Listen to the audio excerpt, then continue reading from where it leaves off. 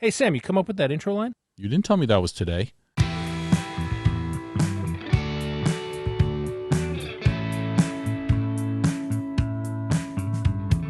Hello, everybody. Welcome to the Writer's Room with Sam and Jim. On this show, we invite aspiring writers into our podcast Writer's Room here to help them work on and develop their stories. And you can help us out by going to Apple Podcasts and hitting the subscribe button. Better yet, you can go on and rate and review us. We love 5-star reviews. You can also join the conversation that we're having on Facebook at The Writer's Room with Sam and Jim, or you can follow us on Twitter and Instagram at The Sam and Jim. Now, we're going to break some story with Doris McGill here in just a few minutes.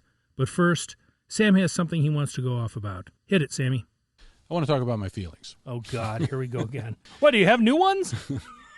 What it is about is the one thing that we don't talk about with television that we're talking about a little bit more is how we feel when we watch the show. In part of the, thinking of our own career, Haven had a lot of lightness to it. But since then, we've worked on shows that have gotten progressively darker. The industry has kind of become progressively darker. Yeah, and I'm feeling like a very strong desire to write lighter, and I know you are too.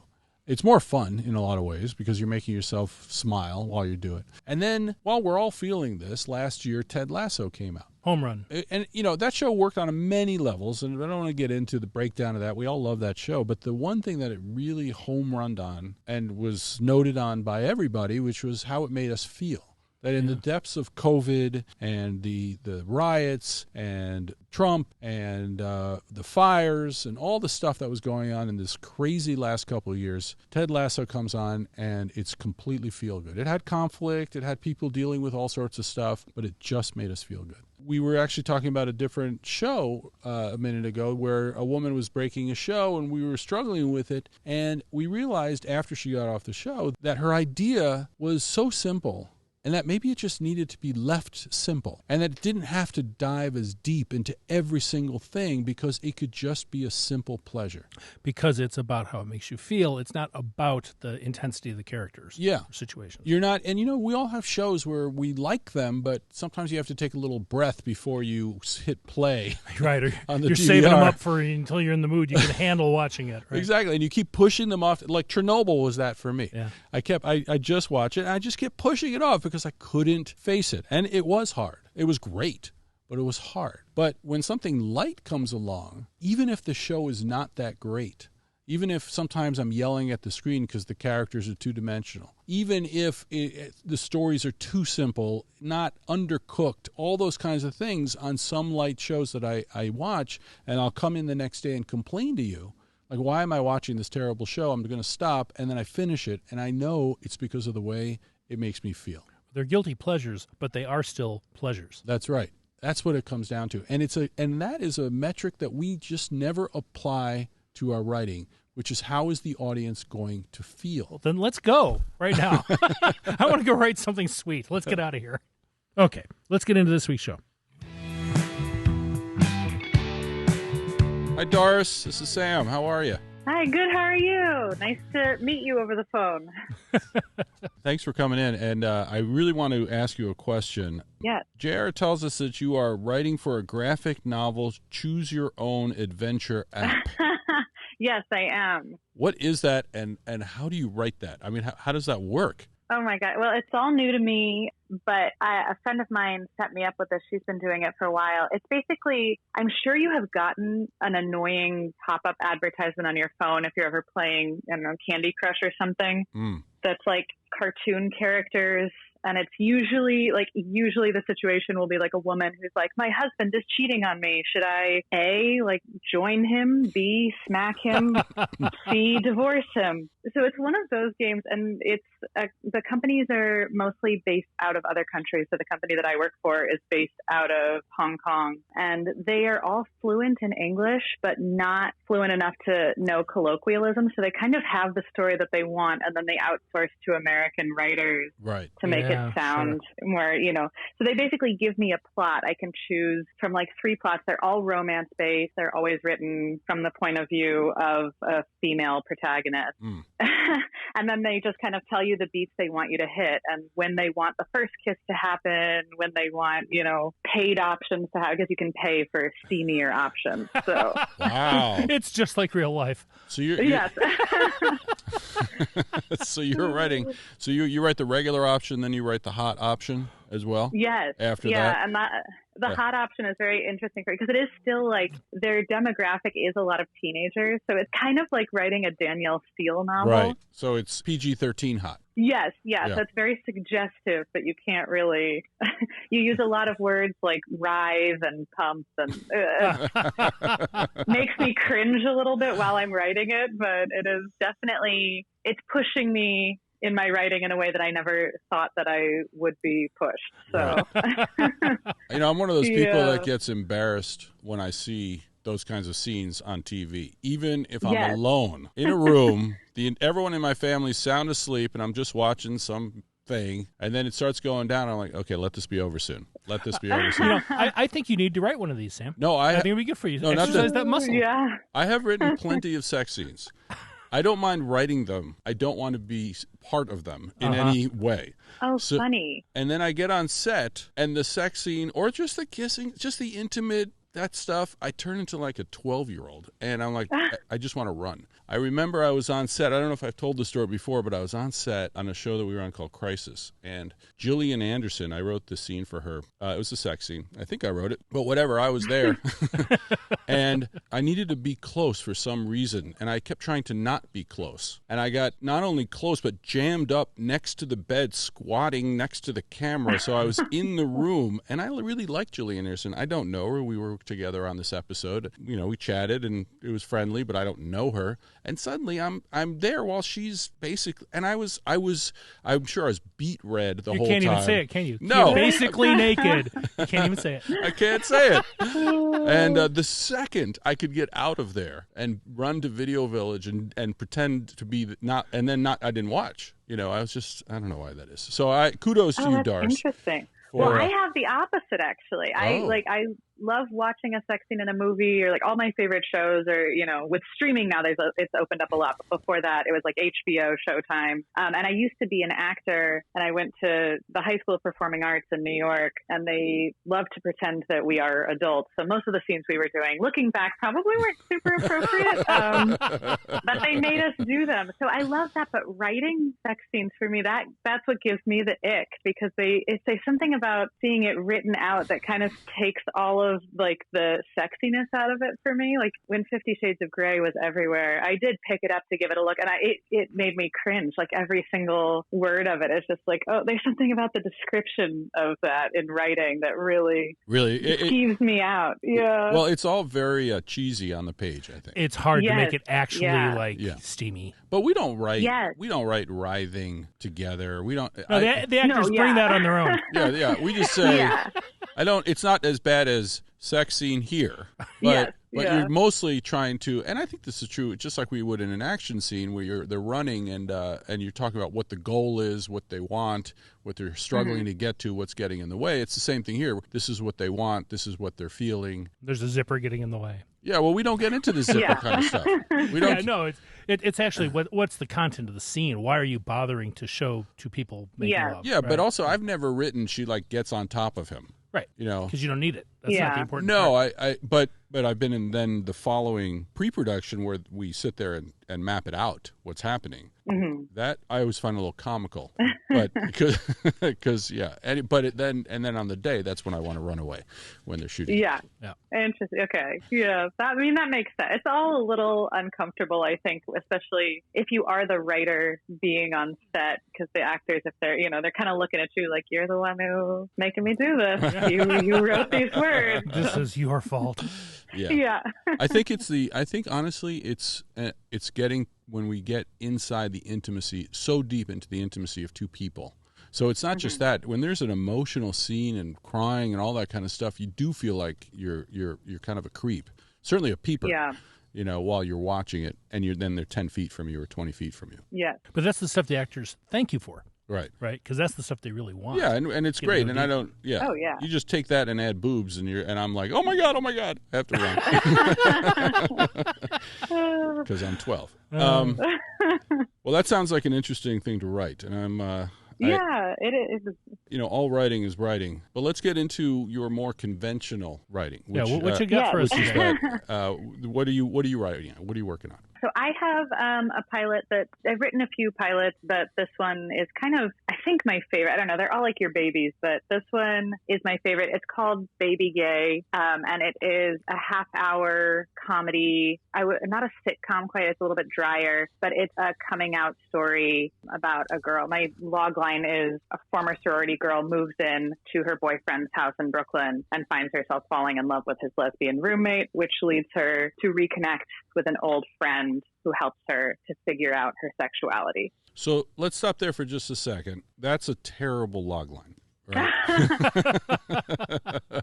And I say that with love, only because, first of all, I want to say that loglines in general suck, and they never really tell you anything that Jim and I have sat there and tortured them to death. I'm sure you have too. Right. And with the reason, so I just want to beat up on your logline for just a second. Yes, please. With apologies, not so that we can get a good logline, but so that it already demonstrates an issue with the show. I can guess, because I don't know. What I don't know coming out of that is what the problem is. Please, yeah. I was trying to find, I still will need help with a logline. I was trying to pull up, I just wrote a new logline a few weeks ago, and I was trying to pull it up, and I did just find it, and it is a little differently phrased than what I just spoke out loud, but still might need help. But it does put in a problem. May I? Yes, please. A sorority girl is kicked out of her boyfriend's apartment after cheating with his lesbian roommate, forcing her to reconnect with an old friend who reluctantly helps her to navigate her sexuality. That's not really that different. No, we're kicking, we're kind of moving deck chairs there. Here's the thing, like if it sounds like this is not actually a show, but if it was, a woman moves in with her boyfriend and finds herself falling in love with his lesbian roommate, boom, that's a logline. I know what the problem is. Okay. Yeah, because now we want to get the sense that it's ongoing. So the least important thing in that logline, in my opinion, is forcing her to reconnect with an old friend who reluctantly helps her to navigate her sexuality. Okay. So a lot of words that don't really tell you much. Of course, she's talking to somebody about what she's going through. Yeah. Essentially, right? And so, by the way, this is one of those things where I think if you get 10 writers, you're going to get 27 opinions. So for everyone out there who is yelling at their car radio or whatever they're listening through, this is not, I just want you to know, I know you're yelling at me. But... But the most important thing is it's not about, for me in the log line, about how she solves her problem or how she figures. That's important for when we talk about the show. But in the log line is just her central conflict. So she moves in an apartment with the man. She finally moves in with the man that she loves. And then, oops, she falls in love with his roommate. His female roommate. Okay. And I'm like, okay, that's a big problem. Yeah, that sounds a lot better.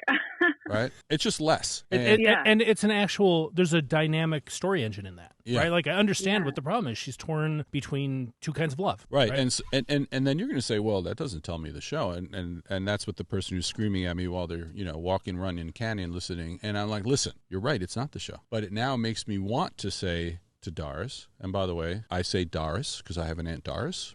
But I know some people say Doris. Grew up in New York, so I'm used to Doris. Doris, for right. Sure. But that's what a logline is for. It's not supposed to describe the whole show to you. It's supposed to make you go, oh, that sounds like that could be a show. Tell me about it. What is it really? Yeah, tell me about the show. Like how do you make that a show? Like it's a tease. Yeah, that's all. And I'm in. It's people, and it's a tough situation. And and I think what you did that was cooler is it's not a woman falls in love with a woman. Well, that's a little too broad. Yeah, I think. Oh, it is There's about too two broads. Yeah. I knew you were going to. But no, low hanging fruit. Yeah, sorry, and I apologize. But no, it's about as well. You should. But the conflict is she's in love with this guy, or at least it has some relationship with this guy. Yeah. So now tell us about the show, because now I'm going to start telling you about your show. Yeah, right. Let's start with you telling us about the show. So it starts out with a sex scene.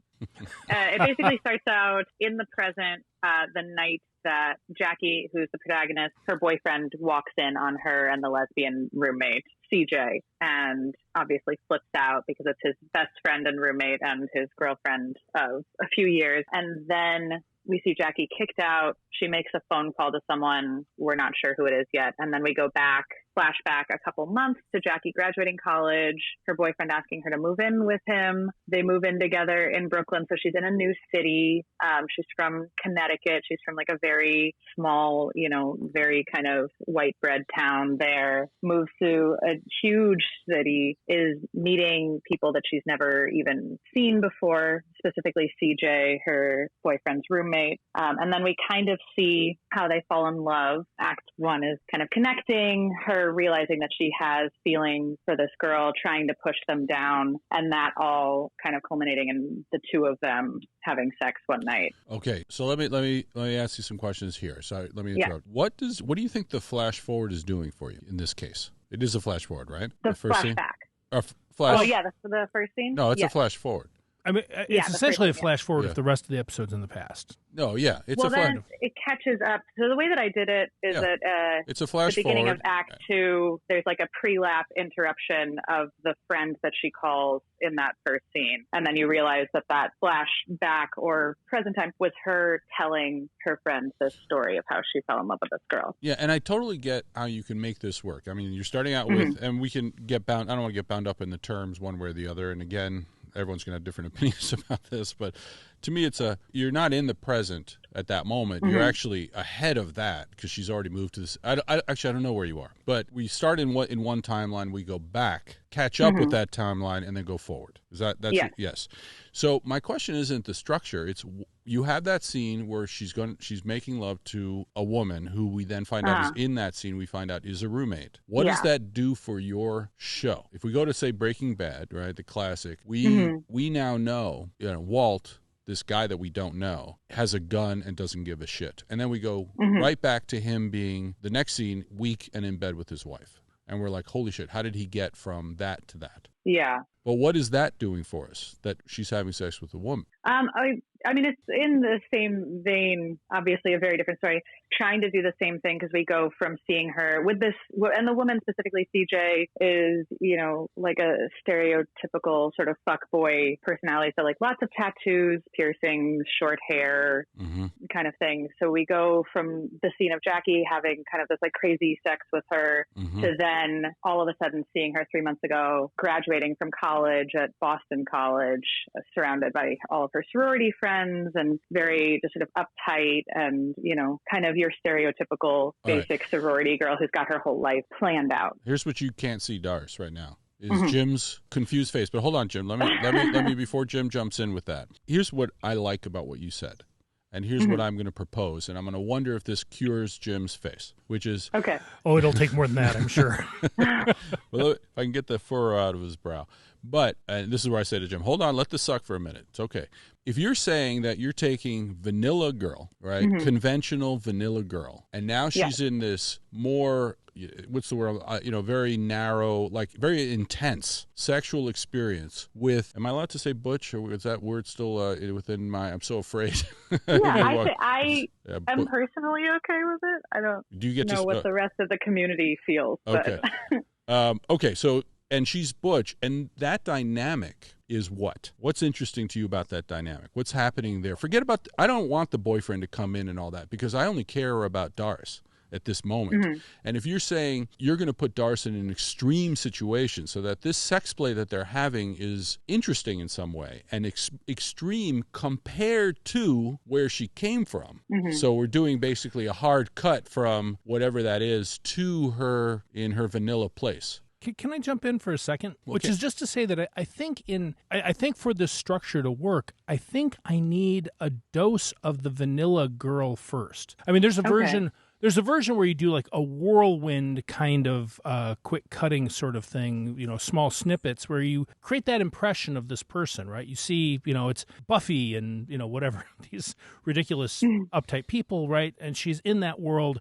Some dose of her where you understand that she is that, sort of narrow, tight-laced person. Then she goes and her boyfriend meets her at the train station, and then you're showing her into the apartment, and they're going in, and here's the roommate, and then you smash cut to she and the roommate are in bed. Something like that, where you just see like she's been slammed into this different world that is completely not what she was looking for, and then she's getting kicked out. That would give me at least the impression of someone who comes to the big city and immediately gets hit by a tidal wave and swept out to sea. Mm-hmm. And then the rest of the show is her. Now we catch up with her and her friend, and she's going, what the hell do I do now? Yeah. Doris, okay. I want to hear what you have to say about this, but I just want you to know that I completely disagree with Jim. I think what he's pitching is conventional and boring, and I think I got a better way to do it. Okay. All right? Yeah, I'm curious. And you have to pick, all right? But I have okay. in order for me to pitch it, I need to know what is happening in that room. What is the sex between them like? What is happening there that is so different and a little bit shocking? Is it just that it's two women kissing, or is it something? No. What is it? Go ahead. Well,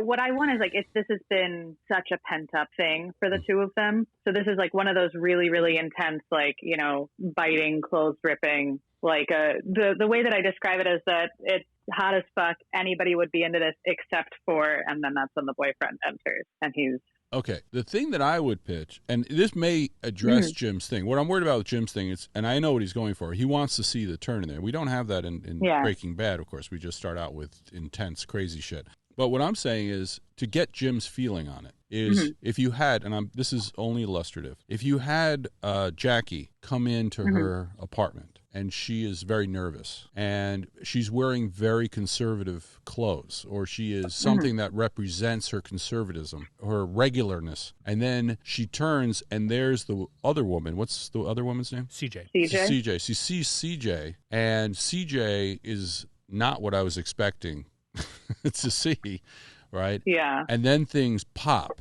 And then at the height of that, because I just got a taste of the fact that this is unexpected, then I go back in time. Yeah, no, I think I like that. I get both of what you're saying, and that you kind of need to see more of her. I think I don't want to say that I'm stuck in that format of having, you know, jumping around with timelines, but I do kind of I wanted to start out with having it, you know, this kind of shock and then figuring out how did we get there. Mm-hmm. Sure. So Well, I was going to say, I think the thing that I'm actually, because that's a perfectly good structure. I think the thing that I'm getting to is I don't actually know what her problem is, in that I don't understand her character. That's what I was kind of looking to do coming into that scene, and it doesn't have to be structured that way. But so what's her problem? She's moved to the big city, and now she's discovering, oh, I think I'm gay. That's enough story, but I don't actually know who she is. I don't know why that's a problem for her. I don't know what the challenge is that makes it a series is kind of what I'm looking for, I guess. Yeah, because being gay can be a problem in many ways historically. Yeah.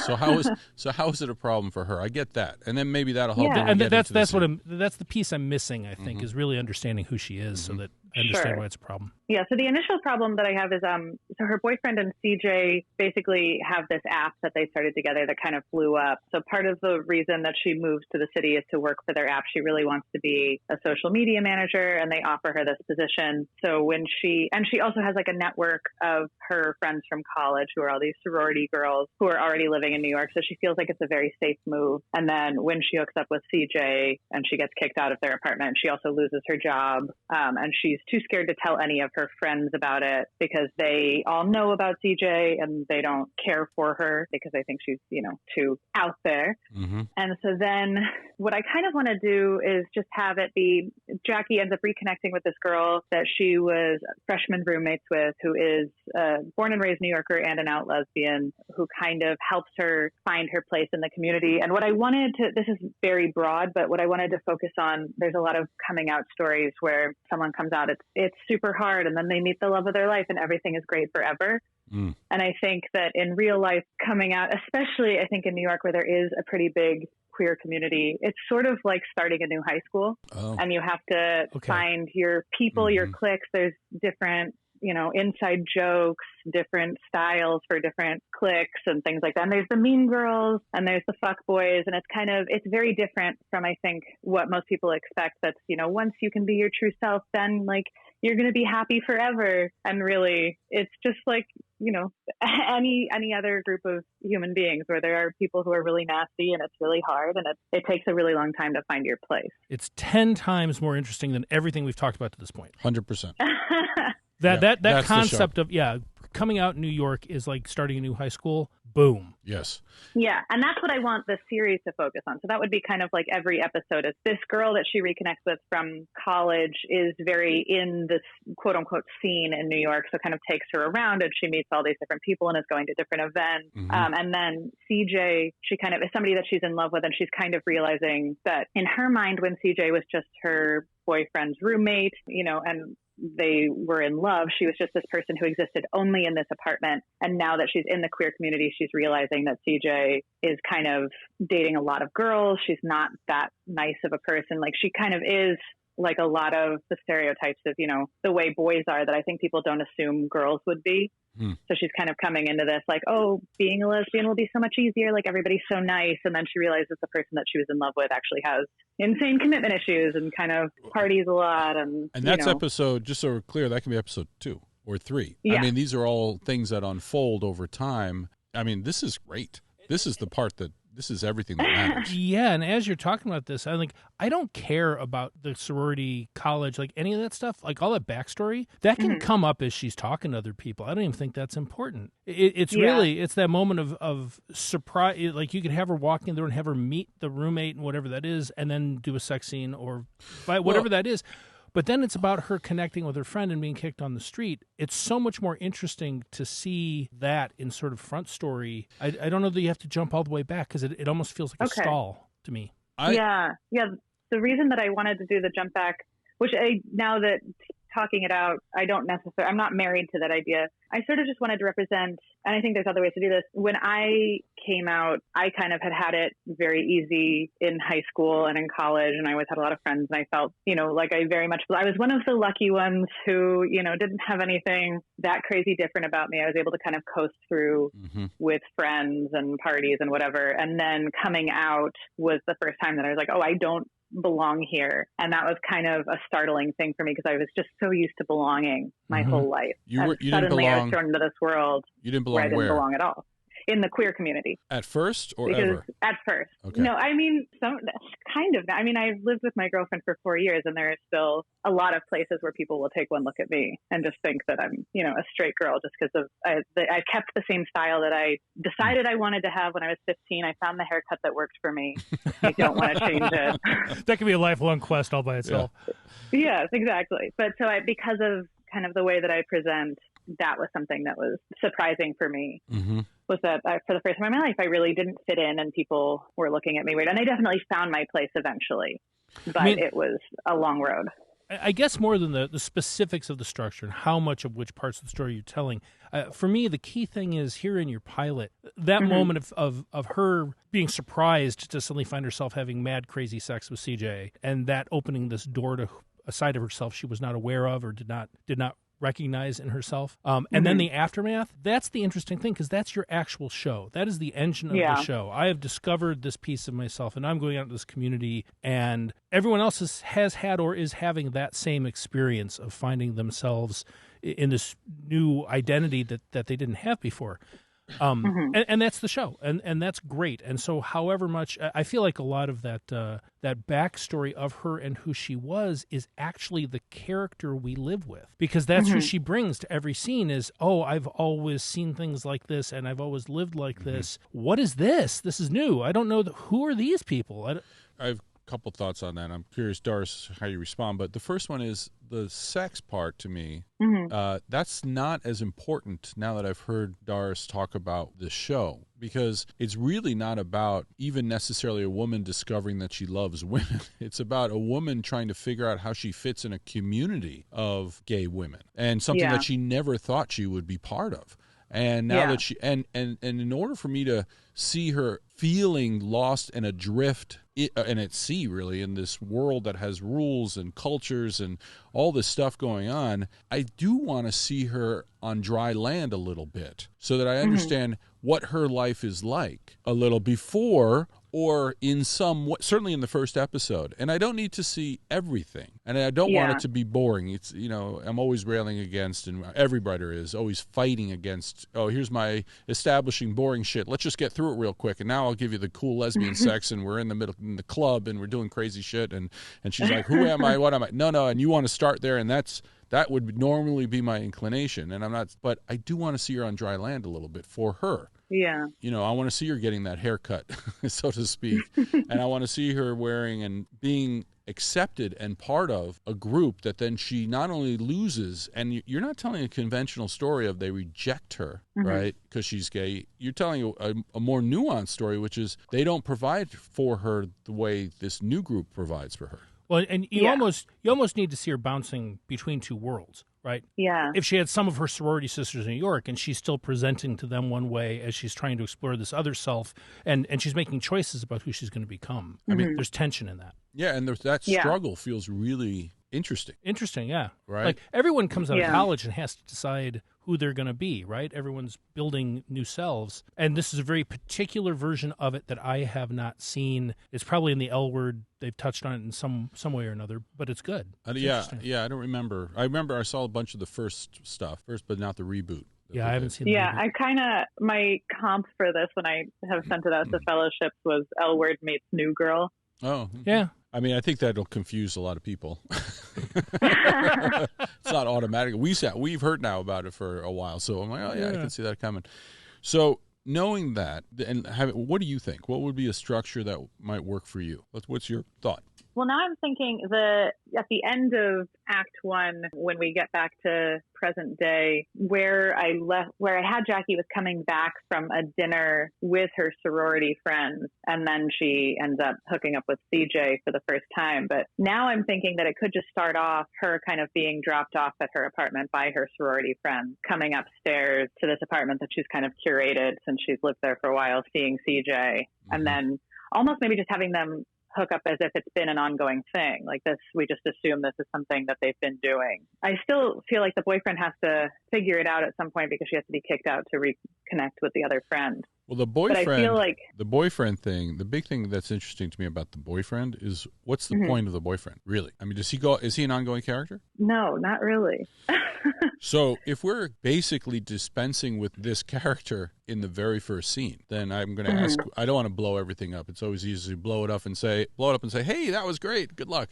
And then you're left with ashes. So I don't want to do too much of that, but I don't know what the boyfriend's doing.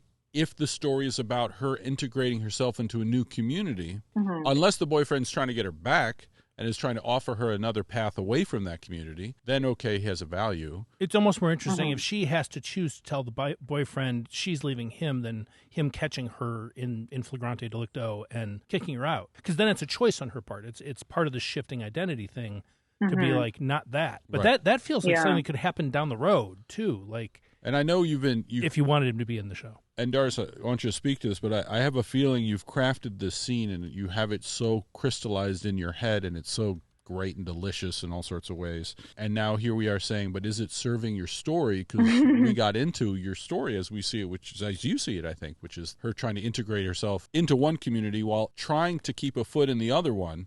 Which he serves a role in, right? Like he definitely represents like the heteronormative life she was raised to have. Yeah. And I think it causes it that, you know, the way that I had it was like it's a barrier between her and CJ because her boyfriend is CJ's best friend. So then once everything kind of blows up, not only does she get kicked out, but also CJ doesn't want to talk to her because she's trying to repair this friendship that she values more than this relationship with Jackie at first. And I ask you, does that serve your story? Because CJ is her way into that other world, and the central conflict is her in that other world. Well, so I had her, this is where I think it would get complicated, is that once she's kicked out, then she reconnects with her friend from college, Marissa, who is the out lesbian, who kind of becomes her Sherpa into the world. Right. Is what I had. And then, you know, down the road, as a series, it would be, you know, it would get complicated between Jackie and Marissa, kind of a love triangle, Jackie, Marissa, CJ, and then who Jackie would choose down the road. So that would be the only thing that I can't figure out is how to get Jackie connected with Marissa if she's not kicked out of this apartment and desperate to find someone who will like listen to this problem. I think the mere fact that she's had this moment with CJ or found herself in this emotional place, like I could see that emotionally driving her to reach out to the person she knows who lives in New York who is an out lesbian. I don't know that she has to be kicked out to get there. She could be. Okay. I mean, I'm having trouble focusing on the central thing with all of these people, and it might be right in front of us. I don't know. But the thing is, I was so excited when you started talking about that community. and this woman who is joining a community that she doesn't understand. And so all I want to do is say, how does anything get me there? Because once I can get there, and by the way, we don't have to get there immediately, but I mean, just look at that visual. And, you know, I am speaking from the perspective of someone who has no knowledge of this world. I mean, I've certainly known many lesbians and worked with and for many lesbians and gay people, gay men, but I don't know what it is to be one of those people, and I don't know what it is to be in their world, because I'm always a visitor at best. Right, you're basically in the lobby. You don't really go into the rest of the building. Yeah, and so when I go, so you're saying, no, let's see how this person gets into this community. That's the new problem. That's everything. Yeah. Everything has to serve that to me, because that's when I jumped in. And I jumped. Isn't that to you the most? I mean, to me, when you were pitching that to us, you're like, this is what the show it's about. It's high school. Yeah. Everything else before that is plot, not story, unless it gets me there. And the thing with the boyfriend and the incident with CJ is really, that's like leaving your parents' house in high school to go out and party. You know, you're sneaking out the window or something. Like, there's something about establishing the world that she's been in. Who has she been? That's worthwhile. That's why I was pitching the college stuff as a way to open the show, and you don't need to do that at all. But there's a value in that in the show, because you're going to want to live in that tension between who she's always been and who she is becoming, and that is the heart of your show, I think. Right. But I do think you need to make it more about her and Marissa. If Marissa is the field guide who's taking her on this exotic adventure in New York. Yeah. Yeah, don't blow that up right away. Yeah. Right. I'm sorry. Don't blow CJ up necessarily right away. In that, the CJ and the Marissa thing, I'm tripping on. It's because it's starting off with CJ and the boyfriend, but the person you really want her to be spending a lot of time with is Marissa. So I think and even by the original structure you pitched, where you find out that she's been recounting this story to Marissa, you could almost start with Marissa. And then find your way into this other stuff as she's explaining it, and then Marissa is taking her out into the world to encounter things. Yeah, and I kind of wanted to have a thing with CJ, too, as an obstacle, where CJ almost doesn't want Jackie to be a part of this world. Like, for CJ, with her commitment issues, it's safe to have Jackie kind of be this straight girl who is just experimenting. But if she starts to come out to, you know, queer events in the city, then she's too connected to that world. Like, she wants to keep her separate, and that's why Jackie ends up finding Marissa, because she's realizing that, you know, this is about more than just CJ, and she does want to be a part of this world, and that's kind of how she connects with Marissa to take her out, and then CJ is not happy when she sees her out at a party. I mean, that starts to make sense to me, and the idea that CJ is basically she seduced this. Jackie is not the first straight girl that CJ has seduced, right? Yeah. And it's just this is fun. This is not I don't want to say a notch in the belt, but if they're taking on some of that, if CJ's taking on those things, so she's moving on. There's a coldness there, a detachment. Yeah. And that, I think, is more devastating than her being on the street. That's what I'm saying. Yeah. And the idea that she's got nowhere to go and she's on, that's fine. By the way, that could work. But the idea that she cheated on her boyfriend with this woman, and she is now thinks she might be gay, and CJ's like, you don't know what you are, and anyway, I got to go to work, and she's left there alone, and she's got nothing. She's got no boyfriend and no CJ, and then she goes to Marissa is interesting. And I know that's close to what you picked. I just don't know if it's as clean, but we may not be able to get that today. Yeah. But the idea of starting with the sex scene, that to me is not the show. That's the problem for me, because this is not about sex. The show is not about sex, you know. And the L word was a little scandalous because it was lesbian sex in lots of different flavors, and maybe which was kind of happening for the first time on TV. So it was living in that a lot. But two women having sex to me is a little bit excruciating. but that could be anybody. It's not that it's two lesbians. I only say that because I'm broken in that way. But I'm saying it's not the show. Yeah. Yeah. Right. This is 50 Shades of Gay. No, it's not. But that's an interesting title. It is true in the way that I think you mean it. Which is there's all these different varieties, and this is what she's trying to. Right, and this is a stranger in a strange land, and that's beautiful for the storytelling and emotionally beautiful. Like to see someone really try to figure out who they are in this world. This is your central story. The central story piece, however you get to it, that you have to get in the pilot, is a sense of who she is and what has anchored her to the world she's always lived in. She's come to this new city full of this identity she's always had. And then whether it's the sex with CJ, however you get to it, she turns this corner. She's exposed to this world in some way and begins going off in this new direction to have her adventure. That's the core of it. Mm-hmm. Should I get rid of the boyfriend altogether? Is that what you would pitch? Or you just make him kind of somewhere in the background, like have him as an anchor for her in case she gets scared or something, but not really see him? Because you've got the boyfriend in CJ's life and you want to keep CJ around, I think that could be complicated in a bad way, or that could be complicated in a good way. If she's struggling to hold on to him and that version of herself, it could work, or you could just get rid of him because he's not really serving a role other than to represent the old life that's being thrown away. That's the question. What role does the boyfriend serve? There could be any number of them, right? The boyfriend he could then, after being upset with her, he could end up becoming a friend or a beard when she goes home, right? And he's willing to do that for her because he's not mad anymore, or less mad, less hurt, because he now realizes, oh, it wasn't me you're rejecting, you're gay. And that's, and that's a surprising turn in itself, perhaps. And makes him less, two-dimensional. In later episodes or whatever, he can take her home, and maybe he serves some other purpose. Yeah. I don't know. Maybe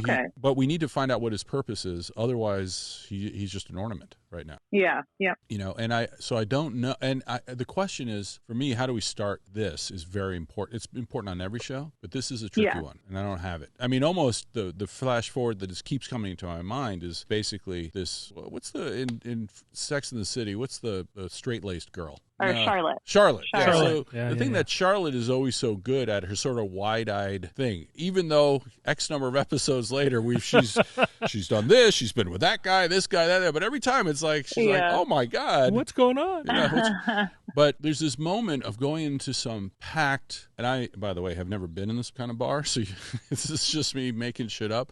But I've been in gay bars, and there was a great gay bar in Minneapolis, the Gay 90s, that was 3 stories. It wasn't a lesbian bar; it was a male gay bar, but it was they had drag shows, and they had go-go dancers. And remember, Jim, did you ever go there? I never did. 3 different levels, and we used to go there after work, and it was great. It was just great, but it was wild. There was a wildness to it. Is there that wildness in a lesbian club like that? Oh, yeah. Well, that's I have a scene at the end that is like based off of the first time that a friend of mine brought me to a lesbian party. We don't have our own bars, but we have parties. And there's a party in Brooklyn that was in a warehouse like once a month called Hot Rabbit. And there would be just thousands. You want to flash forward? Yeah, that sounds much more like you're open. Yeah. I mean, gay sex, okay, great. But showing Jackie, or in this case, I'm saying Charlotte, right? In a Charlotte-like character, not in many ways, but I'm just to shorthand. And she's standing there while these things that you will describe are happening, and her eyes are wide because and now I think it's, how did this woman get dragged to this place? Rewind? And oh my God, there's 2 women blowing each other because they're wearing strap-ons or whatever the hell it is. Because we need it to be, it is extreme. Is it extreme like that? Yeah. Is it?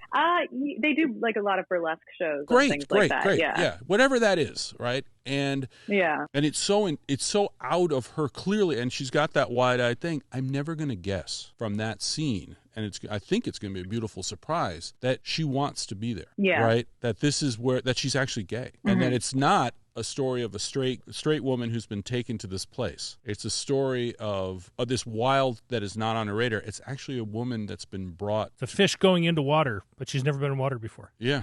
I don't know, Jim.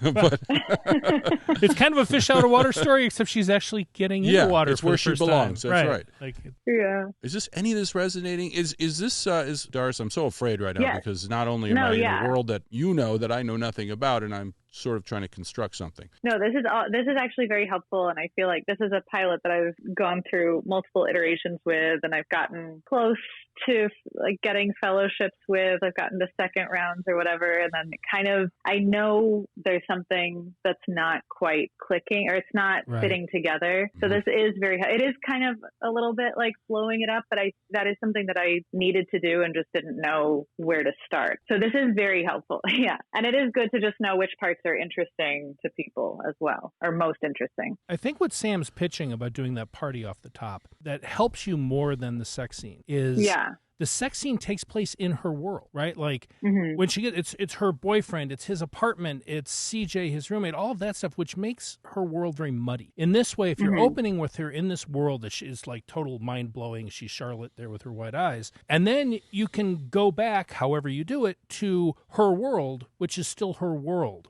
Right. And you get the tension between those two things. But now I'm with her living in that tension.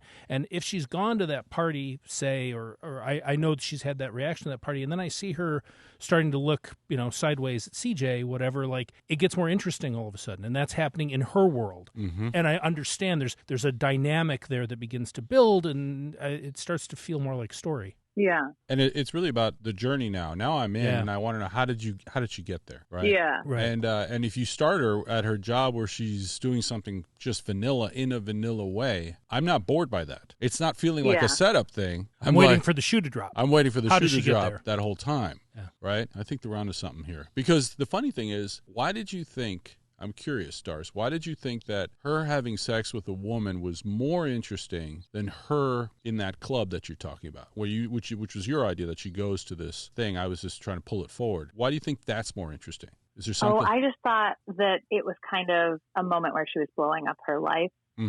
Yeah. Because it wasn't as much about the sex itself as the boyfriend walking in on it. Because that to me is just, I think that with cheating, that's just such a way to blow up your life if you do that. So that was the moment that I was trying to capture, was that, and it's a moment where you're doing something that you really want to do in one moment, and then it's the thing you regret the most in the next, all in the span of like 30 seconds. Well, the good news is you can keep that then. Right. And have that be the end of Act 1. Right? Yeah. That's the big turn right now, right? Is we see, the first act is we establish her life, and then we build to that. Because, and what makes it important is that's her choice, right? Like if that's the first time that she is having gay sex, like that's a big deal, and it's now been set up. Yeah. Yeah. And then my question would be, why is that moment important to her, by the way? The idea that she's with a woman now. I have to know it's not enough just to have a woman be with a woman. It's why is Jackie, and everything in that act has to build to this moment where when she does this, we are like, oh, that's why Jackie did it. You kind of want a sense of the girl goes to the big city and finally gets out from under the thumb of everything that's made her be things she doesn't want to be, or whatever that is. Like, what is there about who she's been that has been oppressing her that she's always wanted to escape from, or whatever it is. I'm almost more interested if she's the one that's oppressing herself. Yeah. Yeah. But that's what I'm saying. Whatever it is, she's been living in a confined space, and now that she's gone to the city, the door is open to the wide world. Yeah. So let me ask you, Doris, why did she make this choice in this moment to do this? Why now? What I kind of want to do, and I feel like I had this experience a little bit, and that was even just, I grew up in Manhattan and then moved to Brooklyn after college, as everyone does. And for me, even just, living one borough away my whole life, getting to Brooklyn and like being introduced to this queer community, it was almost like I did not know that life was even an option. Yeah. It didn't see it. That's kind of what I wanted for Jackie, is not so much that she was trying to fight it her whole life, but just that she didn't even know that was a thing. And, of course, people know that there are queer people, and, I had friends who had lesbian parents, but I didn't know that there was like a whole kind of community and world of young people who were just living life this way. Well, then it seems like we got two things going on here, and I'm not sure how they play together. We have a woman who is she just, I don't want to say discovering that she's gay, but she is, what's the word that I would use here? Did she know she was gay before this? I've been playing around with the idea of like her having made out with Marissa in college, but because I think there is that weird dynamic as well for women, especially where, you can be a straight girl and make out with your straight friends in college, and that's just like fun and whatever. And then for some women, you look back and you're like, oh, maybe that was more than, just drunk fun. So I was playing with that idea. Right. But I also just kind of the idea, like, she really was not attracted to her sorority friends. Like, those are not the kind of women that she's into. So she kind of just didn't even know that the kind of women that she's into exist. Okay, well, now we're on to something. So what the turn then on her sexuality, and the turn is meaning the reveal, or maybe the internal change for her, where things change. The why now is when she meets CJ. It almost feels like she should go to the party with No, not at the end. That's no. Oh. Hold on. go to the party with Marissa and then see CJ there if that's going to lead to them having sex. You know what I mean? It's like she's discovered, oh, that's the kind of woman I'm attracted to. I never knew. Well, see, this is what I'm trying to get at, and help me, Doris, because I'm so incredibly aware of that. I'm trying, but that it seems that one thing is her realizing that, as Doris said, that wasn't me just fooling around, that is actually who I am. And then there's the one that then after that, if that's who I am, what is my new world? Yeah. And that's two things. So that I would want her that the end of Act 1 is her meeting CJ and having sex with her and realizing, oh shit, this is not me making out with my friend in college, or not just a dalliance. This changes my perception of myself. And I am now much more interested in this than I thought. That then has all sorts of repercussions in my life with my boyfriend and my sorority friends and whatever they are. And then I go to Marissa and I'm like, I don't know what to do. And Marissa says, well, let me introduce you to this world. There's more to it than that, and takes her to this club. And then she sees the world. And that's the end of the pilot, by the way, in my mind. Yeah. Because whatever she does, or maybe she starts dancing in the club or whatever, and now I'm like, okay, now I know how she got there, and it's not going to be easy going forward because she's so out of sorts, and that's the show. It's good structure. Okay, yeah. What do you think, Doris? No, I like that. I like that a lot. Yeah, and I did want to find a way. I think I was having a hard time figuring out a way, because obviously I want the series to be like every episode she'd be going to, like a new party or club or whatever art gallery opening within the queer community, kind of finding her place. So I was having a really hard time getting to that point quick enough without giving like a background. So this has, I like that structure a lot. Well, in a very TV way too, like the idea, if that's kind of a thought for every episode, the idea you're doing this big party that's going to look cool and you can shoot fun and flashy and interesting. It's good eye candy. Yeah, just it's in fantastic. pure TV, like open with a party and you end the story when you're back at that party. Great. And the most compelling thing for me as a flash forward is it's a new world that I don't know. Yeah. And I'm intrigued. It's much more interesting maybe to me than it is to you. Doris, because you know this world, right? Yeah. I'm like, you're taking me into a place and in a set of choices that I've never made, right? Now, I've made in different ways that are very similar, right? Because we're always joining a community, finding our spot in a community. So there's all sorts of universal themes, but this is completely fresh to me. And I would imagine for people who did go through it, they would want it to see it represented on screen and watch these characters, and then they recognize it and it resonates for them. I mean, it's a win-win. That's the hard thing, I think, when we pick sub-genres, is to find something that is not just for those people. Right. Right? That it's for everybody, because there's universal themes in there. And that's why I'm so interested in what you said about CJ, that she is basically love him and leave him. Yeah. Because we're going to see that that's a universal idea. I mean, people do that in friendships. They do it in love affairs. They do it in lots of different things. Yeah, yeah. So I think it wins on both things. And you get the eye candy. No one's going to put that down. Yeah. Right, after you describing that for a page or two. And I would point out, with the Walt White thing, the thing that made it interesting, I would argue, is not a man walking down the road with a gun. He was in his tighty whities. Yeah. Which doesn't go with the pistol. Doesn't go with anything else there. If he was just some guy who was bloodied, walking down the road, even naked, it's just not, I don't get it. But it's the incongruity of those tighty whities. And I think the black socks. Right. And his Walt White glasses. That's what it was. So for you, she's the fish out of water, right? Yeah. In that moment. And that's why I was going for the raunchy thing that I don't know what happens. But if you found that, it would have to be so extreme compared to her. And then we're out. Yeah. And I don't know. I would almost wonder if it's a dream. Now, maybe she needs to do something right then. Does she need to do something rather than just look at wide-eyed? Does she have to grab a woman and kiss her? I mean, what do we need something there to be like, whoa, how'd she... Well, I'm wondering, in the party scene that I have originally, there was like a moment where she walks in and she has that moment of like, oh my God, I can't believe all this is going on. And then kind of everything stops because she realizes that CJ just walked in. So I wonder if that would still work in this kind of teaser. If she's at this party and it's really wild and she's like, you're kind of like, what the hell is she doing here? And she looks that Charlotte wide-eyed thing and then sees CJ and kind of like loses her breath, and then it stops and then goes to kind of the setup. I think generally you want to you want to be on a point of decision of some kind, and that could be one. And then when you get to the end of the story and you're back in that scene again, you want to see the outcome of that choice. You want to see the fallout of the decision. So you could do that. Then the question is going to be what happens with her and CJ at the party. You want to take it one step further than you got the first time you were in that scene. Yeah, whatever that is. I'm also a little worried if we see CJ then in the flash forward, and then we see CJ. And then she has sex with her. I don't know if that helps that scene at the end or not. And it's really not about her. Like as a point, like for example, if we see this and she's wearing her, Banana Republic little cardigan, thin cardigan, black thing with buttons.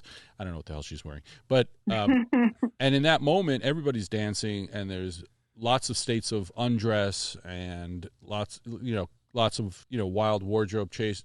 And she's so out of sorts that in that moment she starts unbuttoning her shirt, meaning she's shedding her skin, right? Yeah. Again, I'm not saying that's what has to happen, but that's what would surprise me. And I would think, how did she get there? Or that's the decision that she makes when she does that. And when she takes it off, what's underneath surprises me.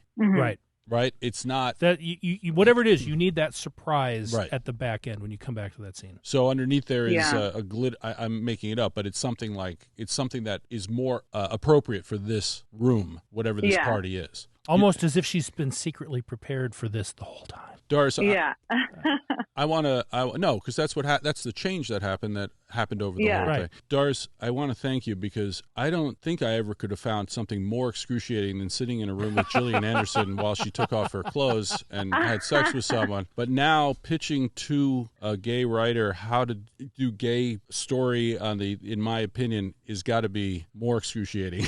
It made me more nervous than sitting there with an actress that I love and knowing that I wrote this scene. I think you did a great job, and I think honestly that's part of the reason that I want to write something like this is that, I feel like I have had so many friends, especially from my past who, knew me before I came out, where I just feel like I'm constantly explaining over and over that everything is kind of the same. Like it's not, because I really do lesbian representation in the media so often is just, it's the side characters and they're super nerdy and then they fall in love and everything is perfect because things between two women are always perfect. And anyone who has dated a woman, no matter who you are, know that is not true.